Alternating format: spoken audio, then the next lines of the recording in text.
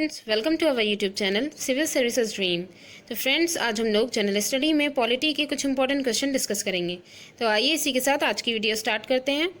आज का first question है, सरकारिया आयोग रिपोर्ट किससे संबंधित है? ऑप्शंस हैं केंद्र राज्य संबंधों से, योजना आयोग की शक्तियों से, चुनाव सुधारों से या फिर न्यायिक सुधारों से। क्वेश्चन 1 का जो सही आंसर है वो है ऑप्शन ए, केंद्र राज्य संबंधों से। सरकारिया आयोग रिपोर्ट केंद्र राज्य संबंधों से है।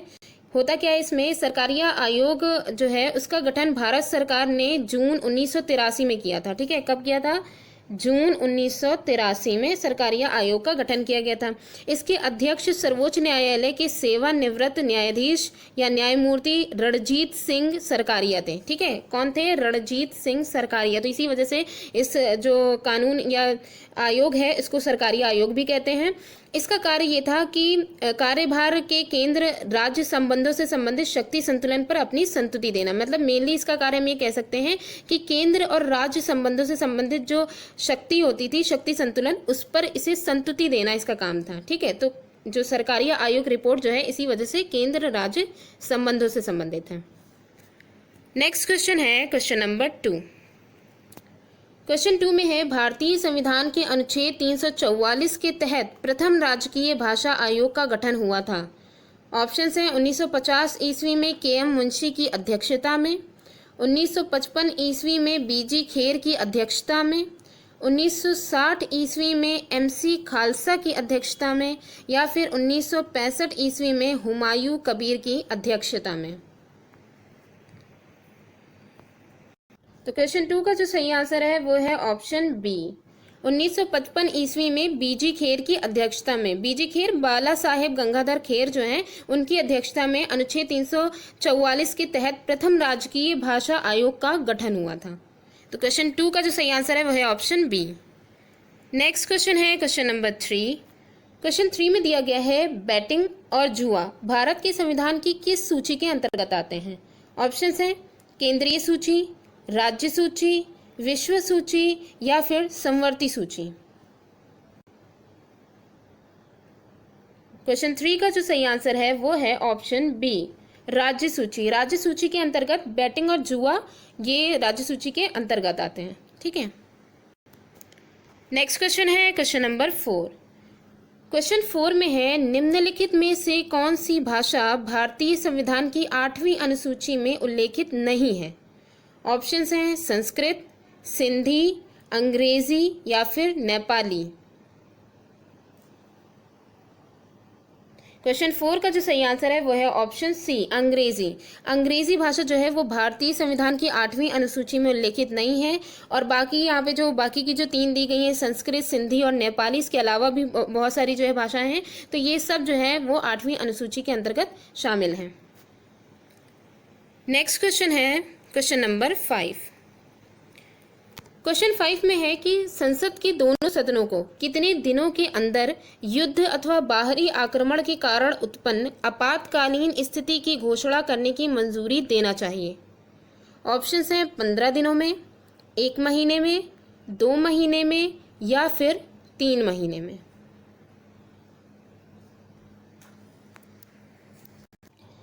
क्वेश्चन 5 का जो सही आंसर है वो है ऑप्शन ए, 1 महीने में। यानी कि संसद के दोनों सदनों को 1 महीने के अंदर युद्ध अथवा बाहरी आक्रमण के कारण जो उत्पन्न आपातकालीन स्थिति है उसकी घोषणा करने की मंजूरी देना चाहिए। प्रारंभ में क्या होता था, 2 माह की जो है ये अनुमति दी जाती थी, लेकिन 44वें संविधान संशोधन के अधिनियम के द्वारा इसे घटा करके 1 महीना कर दिया गया है। ठीक है, किसके? 44वें संविधान संशोधन के द्वारा। तो क्वेश्चन 5 का जो सही आंसर है वह है ऑप्शन बी। नेक्स्ट क्वेश्चन है क्वेश्चन नंबर 6। क्वेश्चन 6 में है, निम्नलिखित में से कौन सी ऐसी आपात स्थिति है जिसकी घोषणा अभी तक भारत में नहीं की गई है? ऑप्शंस हैं आंतरिक अशांति के कारण उत्पन्न आंतरिक आपात स्थिति, बाहरी खतरों के कारण बाह्य आपात स्थिति, राज्यों में संवैधानिक व्यवस्था भंग होने के कारण उत्पन्न राजकीय आपात स्थिति या फिर वित्तीय आपात स्थिति। तो इसमें कौन सी आपातकालीन स्थिति जो है जिसकी घोषणा अभी तक के भारत में नहीं की गई है?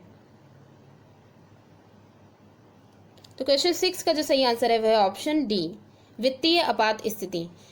अभी तक के जो वित्तीय आपातकाल या आर्थिक आपातकाल है वो भारत में एक बार भी नहीं लगाया गया। बाकी जितने भी जो है आपातकाल हैं, जो भी 3-4 हैं, वो लग चुके हैं। ठीक है, तो वित्तीय आपातकाल अभी तक के नहीं लगा है।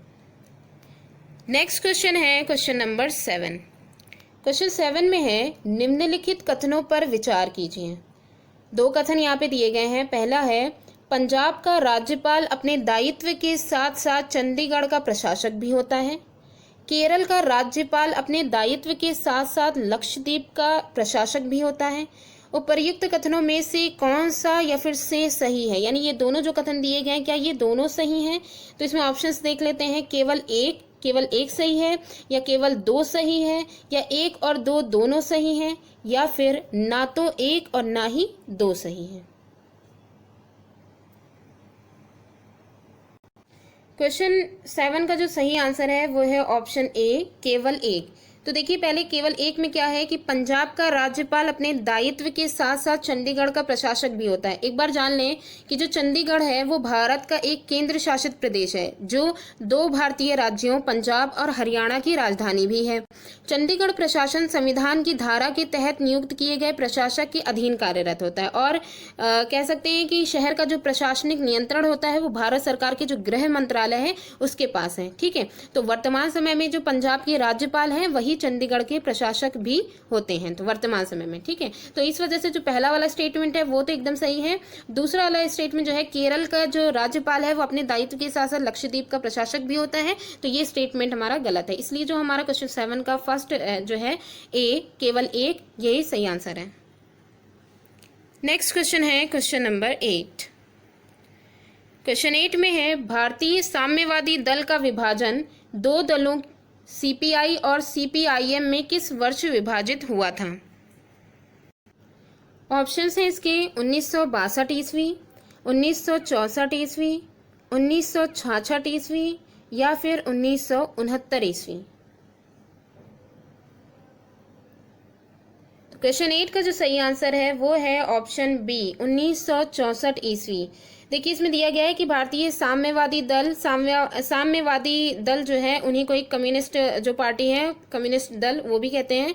ठीक है, इसका जो विभाजन हुआ है वो 2 दलों सीपीआई और सीपीआईएम में, वो 1964 में हुआ था। वर्ष 1975 में लोकसभा चुनाव के बाद ये जो पार्टी थी ये सबसे बड़े विपक्षी दल, यानी कि भारतीय साम्यवादी दल जो है वो सबसे बड़े विपक्षी दल के रूप में उभरी। ठीक है, और उसके बाद 1964 में ये पार्टी, इस जो पार्टी थी साम्यवादी पार्टी, इसमें जो है कम्युनिस्ट पार्टी में विभाजन हुआ और सीपीआईएम का गठन हो गया। 1964 में इसका विभाजन हुआ था। ठीक है, नेक्स्ट क्वेश्चन है क्वेश्चन नंबर 9। क्वेश्चन 9 में है, निम्नलिखित में से किस राज्य में द्विसदनात्मक विधायिका नहीं है? ऑप्शंस हैं उत्तर प्रदेश, मध्य प्रदेश, बिहार, या फिर कर्नाटक। क्वेश्चन 9 का जो सही आंसर है वो है ऑप्शन बी, मध्य प्रदेश। मध्य प्रदेश राज्य का जो विधायिका जो है वो 1 सदनीय राज्य विधानमंडल है। ठीक है, मध्य प्रदेश राज्य में 1 सदनीय जो है विधानमंडल है, और इसी वजह से यहाँ की बाकी की जितने भी यहाँ पे दिए गए हैं, उत्तर प्रदेश है, बिहार है, कर्नाटक है, इन सब में जो द्विसदनात्मक विधायिका, इन सब में जो विधानसभा है वो 2 सदन वाली है, और सिर्फ मध्य प्रदेश जो है इन चारों में उसमें 1 सदन वाली, 1 सदनीय जो है विधानमंडल होता है। ठीक है, तो क्वेश्चन 9 का जो सही आंसर है वो ऑप्शन बी है।